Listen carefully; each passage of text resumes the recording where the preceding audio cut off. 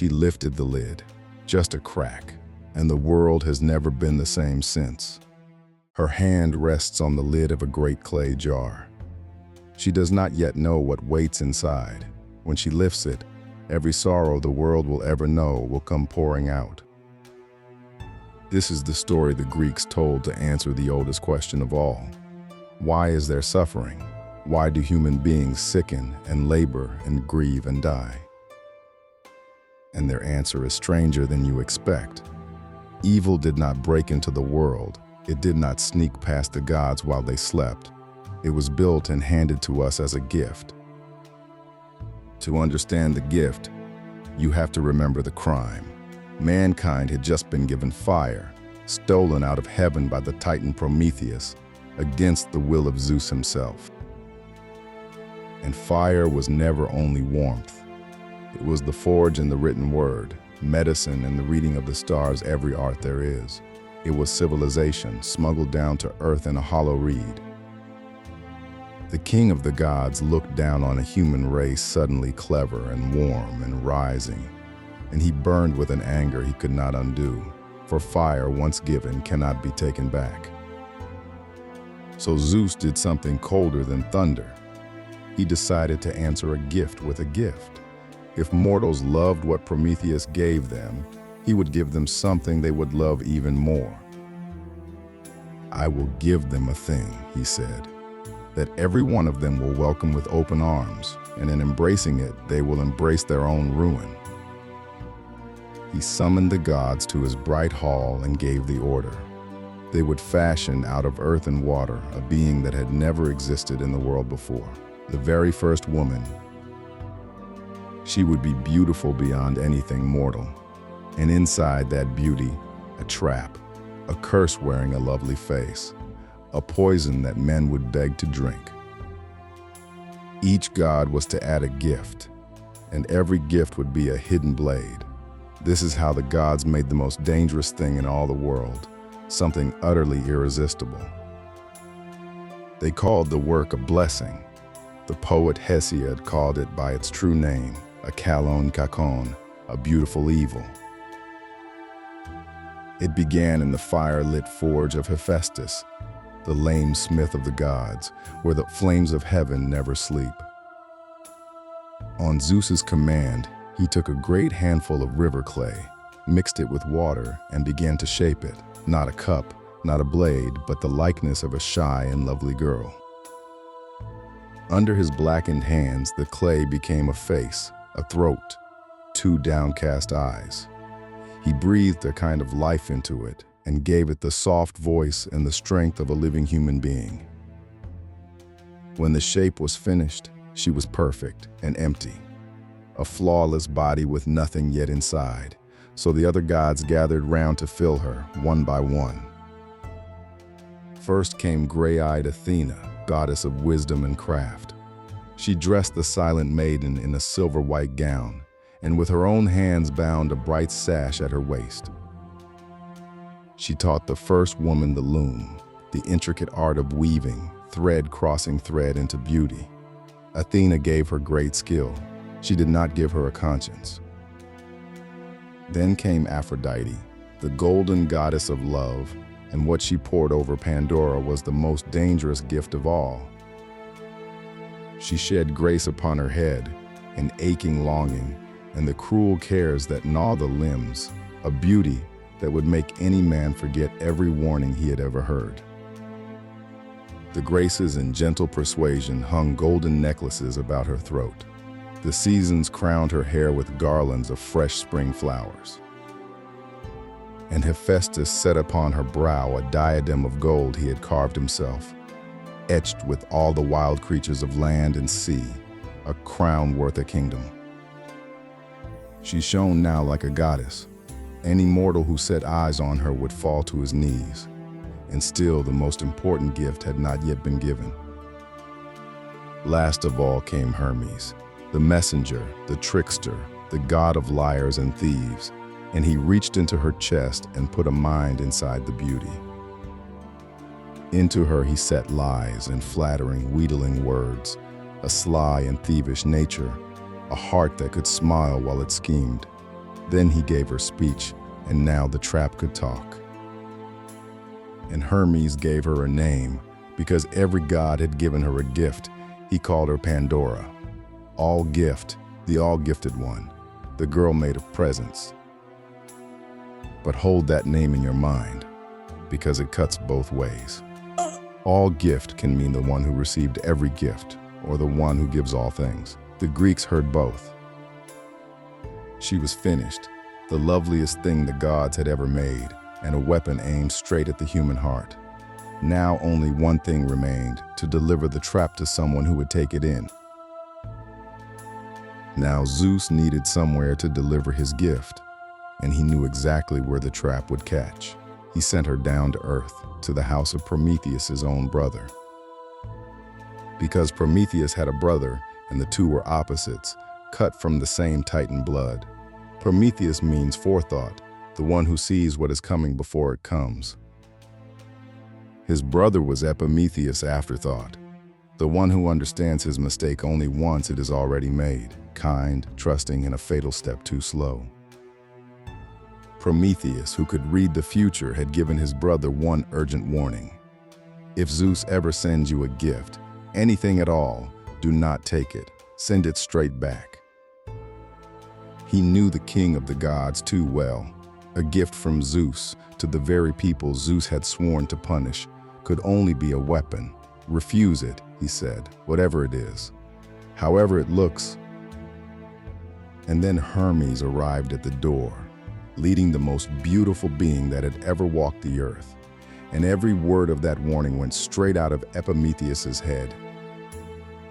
He looked at Pandora, and he forgot his brother. He forgot the future. He forgot that nothing this perfect had ever come from Zeus without a price. He opened his door and let her in. And so the trap was set, exactly where it was meant to be, inside a human home. The most dangerous gift the gods ever made now lived among us and smiled at us across the hearth. To feel what happens next, you have to know what the world was like before her. Because the Greeks believed there was a time when human life held none of what we now call suffering. Hesiod says the tribes of men once lived upon the earth free from all evils, free from the hard labor that breaks the back, free from the cruel diseases that bring gray old age. No sickness, no gnawing age, no grinding toil. Whatever that lost world truly was, it ended in a single moment, in a single room with the lifting of one lid. Because somewhere in the house of Epimetheus stood a great jar, tall as a person, sealed and silent. Where it came from, the old poet never says. And what was inside, no one had told her. Maybe the jar had always stood there. Maybe it came down with Pandora as part of the gift. The story keeps that secret, and it doesn't matter. What matters is that she was curious. And she was made that way, built by gods who wanted the jar opened. A weapon does not choose to fire, it is fashioned to. And every day the sealed jar pulled harder at her thoughts. What was inside? Why was it sealed? Why keep it here, in plain sight, if no one was ever meant to look? The question grew until she could not bear it, and one day she set her hands upon the lid. She lifted it, just a crack, and the world has never been the same since. Out of the jar came a sound like 1,000 wings. Out came everything the gods had sealed away, every sorrow that did not yet exist, rushing up into the clean air. Out came hard labor that breaks the body for a crust of bread. Out came sickness that walks into a house and chooses who it will take. Out came old age, slow and certain. Out came sorrow and envy and strife, and 10,000 silent griefs with no names, pouring out, scattering to every corner of the earth. Hesiod says they wander among us still, in their thousands by day and by night, diseases that come upon men in silence, for Zeus in his wisdom took away their voice. Pandora saw the cloud of them pour out and screamed, She slammed the lid back down with all her strength. Too late, far, far too late. Everything had escaped. The age of ease was over in a single heartbeat. From that day on, men would labor and ache and sicken and grow old, and one day every one of them would die. This is the Greek fall, the hinge on which the whole human condition turns. Not a bite of forbidden fruit, a lifted lid. Not disobedience, a trap that worked exactly as it was designed to. And notice who is missing from the blame. Pandora lifted the lid, but the gods filled the jar, sealed it, and set it where she could not help but open it. The hand was hers. The plan was Zeus's. But the story is not finished, because when the last evil had flown out and Pandora pressed the lid shut, one thing remained, caught inside, just beneath the rim. One thing did not escape. One thing stayed behind in the great clay jar, trapped beneath the lip when the lid came down. Its name was Elpis, hope. And here, the oldest story about suffering hands us its deepest riddle, one the Greeks themselves argued over and never settled. Why did hope alone stay in the jar? Read it one way, and it is mercy. The gods loosed every evil upon us, but they left us the one thing that lets us endure them. Whatever befalls a human being, hope remains. When we are sick, we hope to heal. When we grieve, we hope to mend. When everything is lost, we hope still.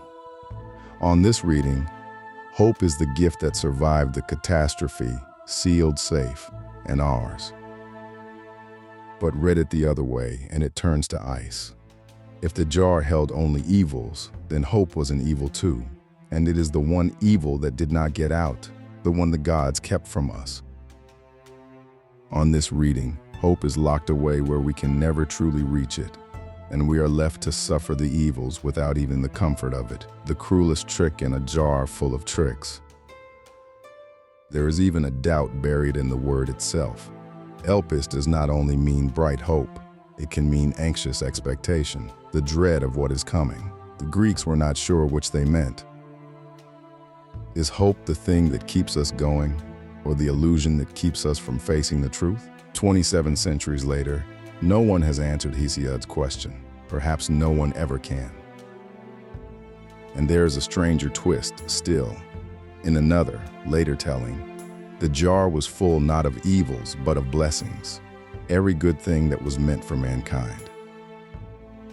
In that version, when the lid lifted, the blessings fled up to the gods and were lost to us forever, and again, only hope was left behind. Either way, in every telling, hope is the one thing we keep. Maybe that is the only thing the Greeks were ever certain of, that whatever else this life takes from us, comfort, ease, the people we love, when the jar is finally empty, hope is still there at the bottom. Now, one honest correction, because you have heard this story called Pandora's box, and there was never any box. In Hesiod's Greek, the word is pithos, a great clay storage jar, tall as a person, the kind used to hold wine, grain, or even the bodies of the dead. Not a box, a jar. The box is a mistake. Some 13 centuries later, a scholar named Erasmus translated the tale into Latin and swapped the word pithos for pyxis, a little box. The error stuck and never let go. And Pandora herself has been wronged by the retellings. We picture a careless girl undone by curiosity, but Hesiod's Pandora was no accident. She was a weapon built to be opened. She is the Greek mirror of a story told all over the world. The first woman, the forbidden thing, the lost paradise. A people reaching for the same hard question. If the world is so full of pain, where did the pain begin? The Greeks answered without flinching. Suffering was not our fault and not our accident. It was given to us, gift-wrapped, irresistible, by powers we could never refuse, as the price of the fire that made us human. And at the bottom of it all, Beneath every grief that ever escaped into the world, one small light is still caught under the rim, and to this day, no one can tell us whether it was the gods' last mercy or their final cruelty. Thank you for watching. If this tale stayed with you, subscribe. A new myth arrives every week, and you won't want to miss what comes next. Until then, may the old stories keep their hold on you.